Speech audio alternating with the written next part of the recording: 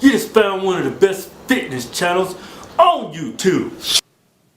Wow, guys, I didn't even know you watched my YouTube channel. That's, wow, thanks, that's really great. Hey, Chris Jones! This is, getting kind of awkward. Do you, I guess you probably don't agree? With all due respect, do you even lift? Seriously. Wow, I didn't really see that coming. That's, it's really harsh. Just think.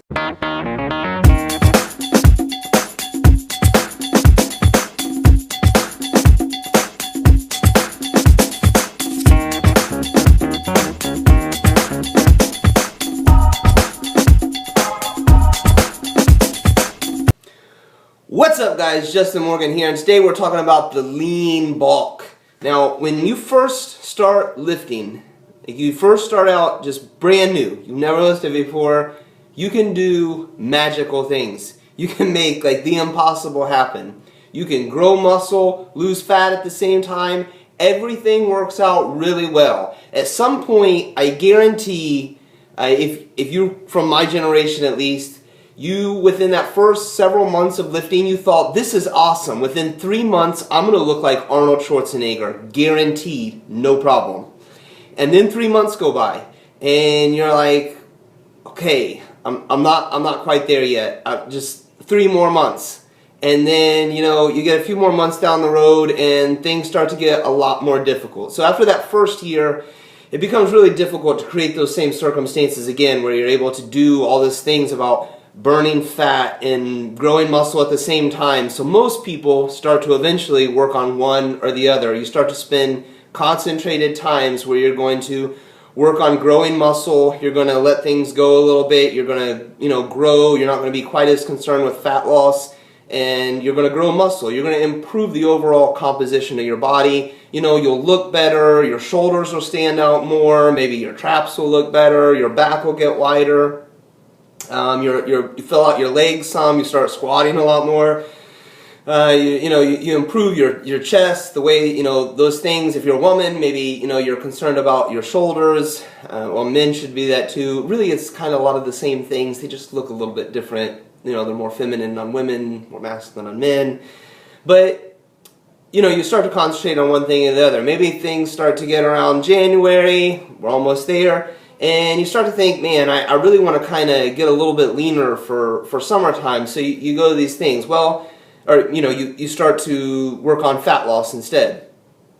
Well, and then you see people that go to the extreme. They go from like 230 pounds. They're like, I don't know if I should cut or bulk. And they're like, I'm going to bulk, and they go to 300 pounds.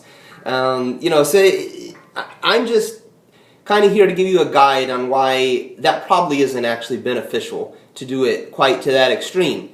You can be in a calorie excess and lean bulk, grow more muscle without getting really fat. Maybe you'll grow a little bit of fat, and then you can spend times where you try to lose the fat, but you're not really losing a lot of muscle. And you can do that by being a little more conservative. You may not see the quite as much increases, but you're going to get like 90% of the way there.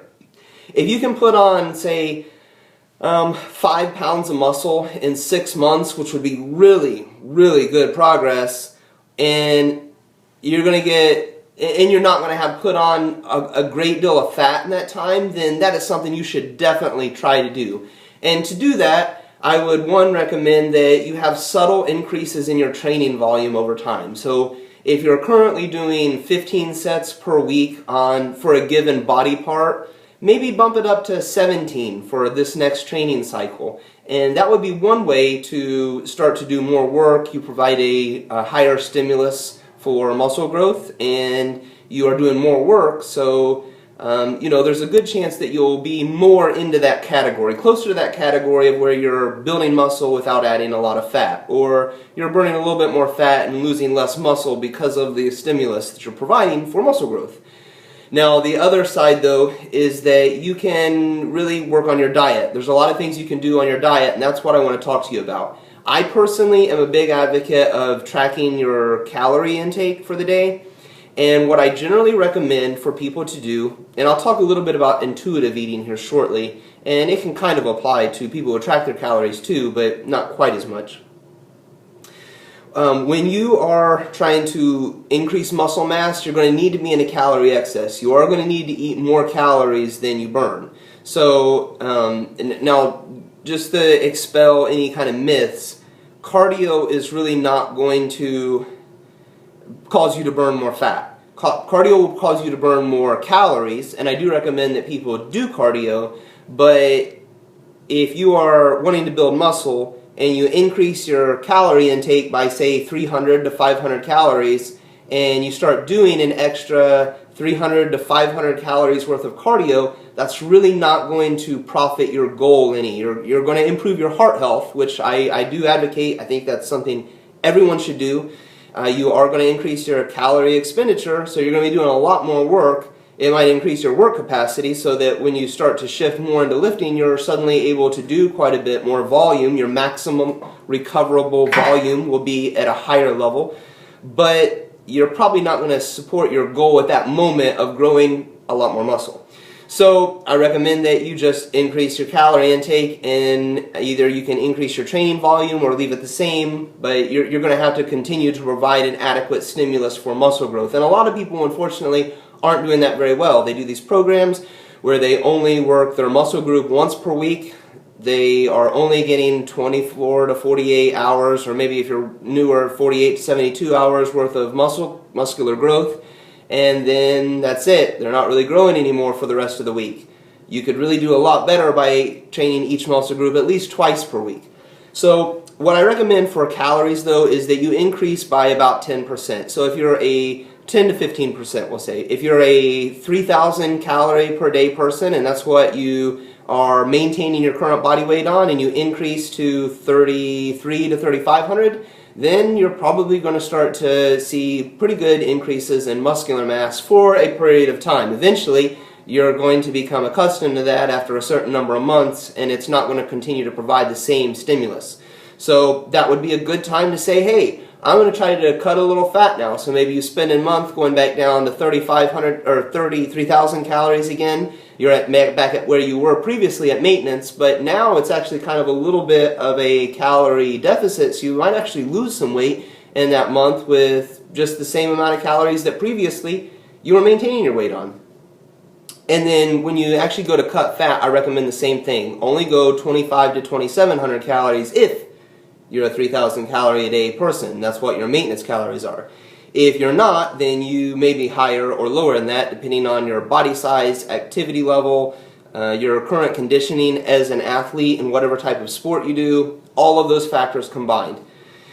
Now, the last thing I'll mention is, I mentioned intuitive eating earlier, and that's just kind of where you eat intuitively. Things like oils and sugar are really, really high in calories. Oil being the most calorie dense, sugars and like sugary beverages and things like that being also very high in calories, and they're for both in both cases empty calories. They really provide nothing other than fat, just pure fat. So those are foods that can either be positive or negative. If you have a hard time eating enough food, then those can kind of be good choices. They're not really good choices. I shouldn't have said that. They're choices, I guess, that you could add to other healthy foods. I would never call those particular foods healthy in any way, but they can be useful, I would say, at times. Now, those are not health foods, though. They are not things that if you're trying to improve your overall health or lose weight should be part of the diet. For fats, you should be eating avocados, nuts and seeds. Well, I mean, those would be the really big one, whole coconut products, as opposed to refined coconut oils and things. I mean, I like coconut oil in certain things. I think it tastes good, but let's just, be clear that it's really not a health food. Coconut and coconut products that include fiber and vitamins and minerals from the whole coconut itself, yeah, those are very healthy foods that you should look to put in your diet. Olives, things that you would generally get from, types of oils, just get them from the food itself as opposed to just refined products. So those are very calorie dense food. Fruits, vegetables, nuts, seeds, whole grains, legumes, those are all very nutrient dense foods that you can eat that will provide lots of fiber and things like, whole grain, fiber that help move things along through your intestines, they keep you regular, and that kind of thing. Green leafy vegetables. All those are great foods that intuitively, if you're trying to lose weight, they will assist you in a lot of ways in that way. So those are some intuitive approaches you can gravitate towards or add more of these foods to your diet in order to create more calorie excess. You can include more of these other foods to help you feel more full and lose weight. Those are just some ideas, some very quick, simple things. Quick being a relative term since this is almost a 10-minute video. You guys take it easy and I'll talk to you in that next video.